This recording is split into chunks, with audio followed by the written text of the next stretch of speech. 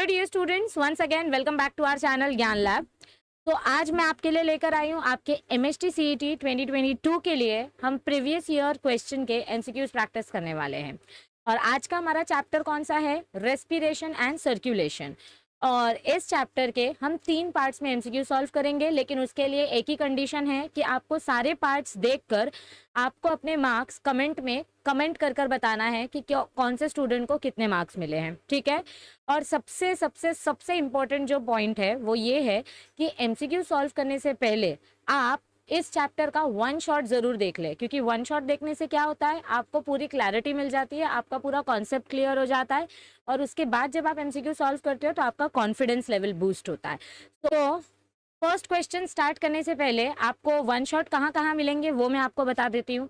आपके सारे के सारे चैप्टर्स, बायोलॉजी के पूरे 15 चैप्टर्स आपको इस एक वीडियो में मिल जाएंगे और इस वीडियो के डिस्क्रिप्शन में आपको इस चैप्टर के टाइम स्टैम्प्स भी दिए हुए हैं कि कौन से मिनट से कौन सा चैप्टर स्टार्ट हो रहा है। तो आप इस एक वीडियो को डाउनलोड करके रखो और जब आप जिस चैप्टर का एमसीक्यू सॉल्व करोगे उस चैप्टर का आप वन शॉट देख सकते हो। फिजिक्स 1 के सारे चैप्टर्स आपको इस वीडियो में दिए गए हैं और फिजिक्स 2 के बाकी के चैप्टर्स आप इस वन शॉट प्लेलिस्ट से कर सकते हो।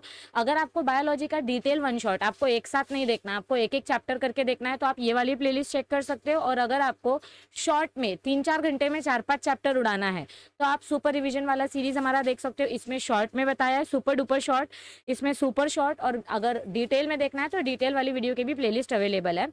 अभी तक जिन बच्चों ने एमसीक्यू प्रैक्टिस करना स्टार्ट नहीं की है तो आप बायोलॉजी के लिए ये प्लेलिस्ट चेक कर सकते हैं, जहाँ पे हम 2022 के सारे एमसीक्यूज प्रैक्टिस कर रहे हैं। चैप्टर नंबर 1 से लेकर चैप्टर नंबर 7 हमारा हो चुका है। और फिजिक्स के लिए आप ये प्लेलिस्ट चेक कर सकते हैं, यहाँ पर आपको फिजिक्स के प्रीवियस ईयर क्वेश्चन की एमसीक्यू प्रैक्टिस मिल जाएगी। So let's start with our today's question without wasting any more time. आपको नोटबुक लेकर बैठना है और क्वेश्चन नंबर 1 का आंसर, क्वेश्चन नंबर 2 का आंसर, क्वेश्चन नंबर 3 का आंसर ऐसे लिखते जाना है। और जब मैं आंसर बताती हूँ तो राइट हुआ कि रॉन्ग हुआ वो आपको बताना है। तो चलो 10 सेकेंड्स बचे हैं। क्वेश्चन क्या है? Match the columns and choose the correct option. अब ये तो सीधा सीधा आपके टेक्स्ट बुक का टेबल उठा के दे दिया है, इसमें से कुछ भी याद नहीं है तो एक चीज आप याद रख सकते हो, स्पाइडर। स्पाइडर में हम कैसा लंग्स देखते हैं? बुक लंग्स देखते हैं। और टर्टल्स में हमने एक स्पेशल टाइप का लंग्स पढ़ा था, क्लोका। तो 2 का ए वाला 2 ऑप्शन है और 4 के सी वाले भी 2 ऑप्शन है। अब ऐसे में आपको 1 का या 3rd का आंसर याद होना चाहिए। तो इंसेक्ट मतलब क्या होता है अपना? कॉकरोच का अगर हम एग्जांपल देखें तो इधर पे उसके पास स्पिराकल्स होते हैं, ट्रैकियल ट्यूब्स होती है। सो 3 का आंसर क्या आएगा? D. So option number C is your right answer. Yes, चलो नेक्स्ट क्वेश्चन पे जाते हैं। ये देखो, ये टेबल आपकी टेक्स्ट बुक का है। चलो, so your time starts now. Following are the parts of lower respiratory system. तो इसमें से कौन से पार्ट्स अपने लोअर रेस्पिरेटरी सिस्टम के पार्ट्स हैं? देखो, लैरिंग्स लोअर रेस्पिरेटरी सिस्टम का पार्ट है, ब्रोंकाई लोअर रेस्पिरेटरी सिस्टम का पार्ट है, ट्रैकिया लोअर रेस्पिरेटरी सिस्टम का पार्ट है, नेसोफेरिंग्स भी लोअर रेस्पिरेटरी सिस्टम का पार्ट है। लेकिन नेजल कैविटी यानी कि नोज की जो कैविटी होती है, क्या ये हमारे रेस्पिरेटरी सिस्टम का पार्ट है? नो। तो नेजोफेरिंग्स भी अगर हम देखें तो ये भी अपने अपर रेस्पिरेटरी सिस्टम का पार्ट आता है, क्योंकि ये नोज से फेरिंग्स तक अटैच होता है। Lower respiratory system starts with लैरिंग्स, तो ये तीनों लोअर रेस्पिरेटरी सिस्टम का पार्ट है और ये अपर रेस्पिरेटरी सिस्टम का पार्ट है। ओके, चलो नेक्स्ट क्वेश्चन पे जाते हैं। Time starts now. Which of the following is not the function of nasal passage. अपना ये जो नोज का कैविटी होता है, ये नोजल कैविटी का कौन सा फॉलोइंग फंक्शन नहीं है? बताओ। विच of the following is not the function of nasal passage? Air filter करना, मॉइस्चर करना, स्मेल करना या एब्जॉर्ब करना ऑक्सीजन। सो क्या आएगा इधर पे? Absorbing oxygen. Absorbing oxygen is not the part of the nasal passage. Oxygen किधर एब्जॉर्ब होता है? अपने एल्वियोलाई में। सो option number D is the odd one out. Next question, identify the incorrect statement. आपको इनकरेक्ट स्टेटमेंट आइडेंटिफाई करना है। Oropharynx is the common passage for food and air. Oropharynx यानी कि ओरल, आपका जो माउथ होता है, यहाँ से आपका फूड भी पास होता है ओरोफेरिंग्स से, मतलब ये अपना फेस है, ठीक है। इधर से आपका माउथ वाला कैविटी जा रहा है, यहाँ से आपका नोज वाला कैविटी जा रहा है। तो ओरोफेरिंग से आपका फूड और एयर पास होगा। Tonsils are lymphoid organs. Epiglottis is a flap that prevents the entry of food into trachea. Trachea is lined by complete cartilage rings. Option 1 भी राइट है। हमने क्या पढ़ा था? इनकम्प्लीट सी शेप्ड रिंग्स होते हैं ना, और सी शेप्ड रिंग्स ये कंप्लीट नहीं है, इधर पे ये स्ट्रक्चर इनकम्प्लीट है। अगर ये पूरा डी शेप्ड रिंग होता है या ओ शेप्ड रिंग होता तो हम इसको कंप्लीट बोलते हैं। सो option number D is the incorrect statement. Next question, voice is produced by the passage of air between the dash. आपका वॉइस कब प्रोड्यूस होता है? जब एयर कहाँ से पास होती है? एयर ट्रैकिया से पास होती है, तब वॉइस प्रोड्यूस होता है। ग्लॉटिस, ग्लॉटिस यानी कि आपका connection between trachea and oesophagus, वहाँ से पास होगी। एपिग्लॉटिस से पास होगी, या वोकल कॉर्ड से। नाम से ही समझ में आ रहा है, वोकल मतलब वॉइस। तो एयर जब वोकल कॉर्ड से पास होती है तब वॉइस प्रोड्यूस होती है। नेक्स्ट क्वेश्चन, वेरी गुड, जिनका अब तक आंसर राइट आ रहा है। The structural and functional unit of respiration is called as what? बताओ क्या आएगा इसका आंसर। रेस्पिरेशन का स्ट्रक्चरल और फंक्शनल यूनिट क्या है? पल्मोनरी रेस्पिरेशन का, पल्मोनरी रेस्पिरेशन, पल्मोनरी यानी लंग्स।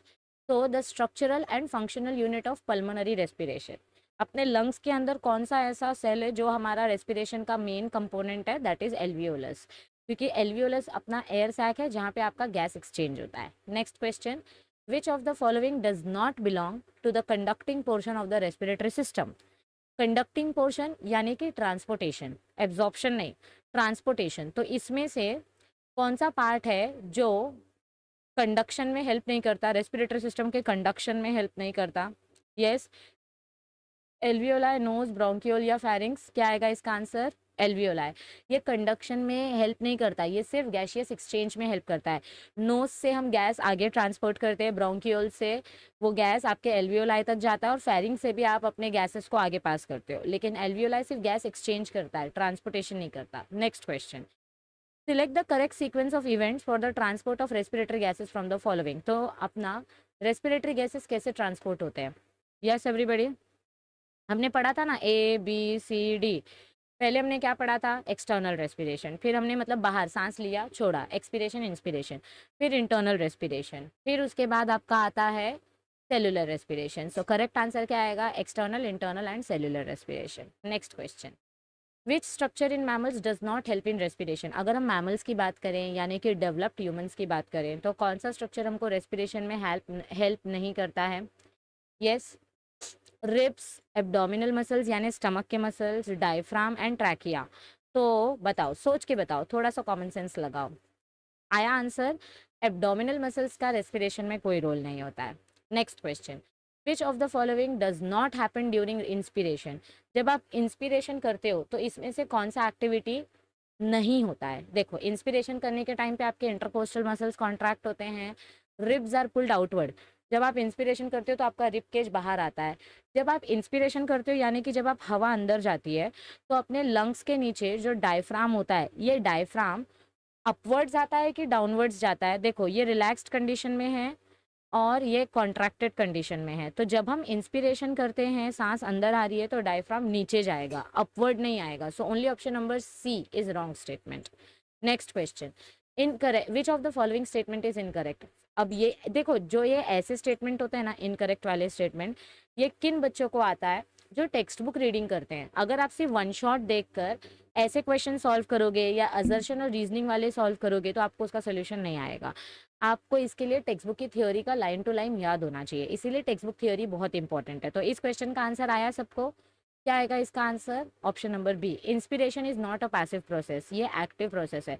सांस लेने में एनर्जी लगती है ना, सांस छोड़ने में एनर्जी नहीं लगती, बट लेने में तो एनर्जी लगती है ना। So it is a active process. Okay, next question, you have to pick out the incorrect statement from the following. वापस से सेम, देखो आपको ये फर्स्ट पार्ट में सारे के सारे इनकरेक्ट स्टेटमेंट वाले क्वेश्चन ही मिलेंगे। Haemoglobin acts as respiratory carrier, true. The ppCO2 in pulmonary capillaries is lower than ppCO2 in alveolar air, ये wrong है ना। अपने pulmonary capillaries में CO2 का concentration हाई होता है, तभी तो हाई टू लो फ्लो होता है, मतलब पल्मोनरी कैपिलरी से लंग्स तक जाता है ये। सो ऑप्शन नंबर B वाला स्टेटमेंट रॉन्ग है, बाकी ऑप्शन C और D राइट है। Yes, next question, the major function of CO2 released during cellular respiration is transported by blood। देखो, मेजर फ्रैक्शन, फंक्शन नहीं, फ्रैक्शन, फ्रैक्शन यानी पार्ट ऑफ CO2। हमने क्या पढ़ा था? CO2 तीन पार्ट्स में ट्रांसपोर्ट होता है। सबसे पहले प्लाज्मा की मदद से 7%, ओके, फिर उसके बाद कार्बोनेट आयंस के फॉर्म में 70%, और बाकी का बचा 23% आरबीसी की मदद से। तो मेजर फ्रैक्शन किसके फॉर्म में ट्रांसपोर्ट हो रहा है? In the form of carbonate ions. Okay, चलो next question, complete the analogy. Analogy मतलब क्या होता है? फिल इन द ब्लैंक जैसा होता है। समझो transport of CO2 by plasma is 7%, तो बाय कार्बोनेट आयन कितना परसेंट करता है? अब भी बताया मैंने। यस, क्या आएगा इसका आंसर? बाइकार्बोनेट आयंस कितना परसेंट CO2 ट्रांसपोर्ट करता है? 70%। Very good. चलो next question. Okay, so blood contains CO2 in which of the following forms? आपका ब्लड में CO2 कौन से फॉर्म में प्रेजेंट होता है? यस,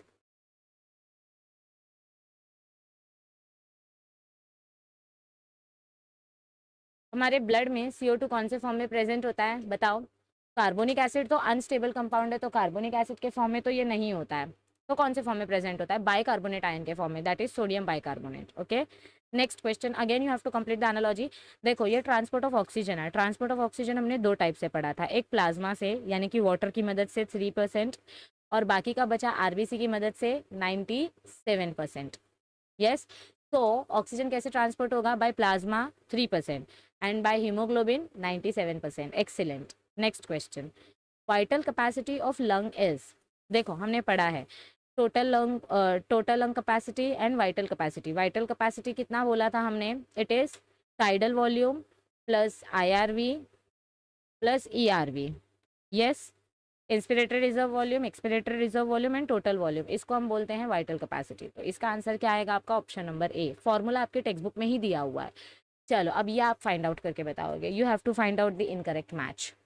टाइडल वॉल्यूम यानी कि आपका सबसे बेसिक वॉल्यूम। सो सबसे पहला हमने टाइडल वॉल्यूम पढ़ा था 500 ml।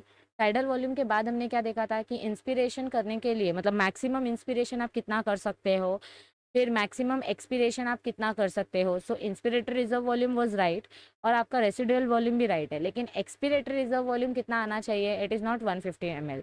तो आपको ऑप्शन नंबर सी रॉन्ग है। तो जो वो लंग कैपेसिटी वाला क्वेश्चन है ना, ब्लू बॉक्स वाला, वो आपको पढ़ना है। ओके, नेक्स्ट क्वेश्चन ये देखो, tidal volume, inspiratory reserve volume and expiratory reserve volume is actually 1000। Okay, next question, what is the total vital capacity of lungs in man?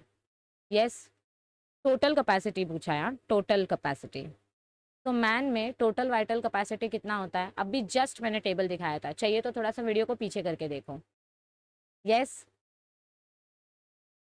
क्या देखा था हमने? टोटल कैपेसिटी कितना होता है, ये देखो, total vital capacity. Vital capacity पूछा है, लंग कैपेसिटी नहीं पूछा है। तो आंसर क्या आएगा आपका?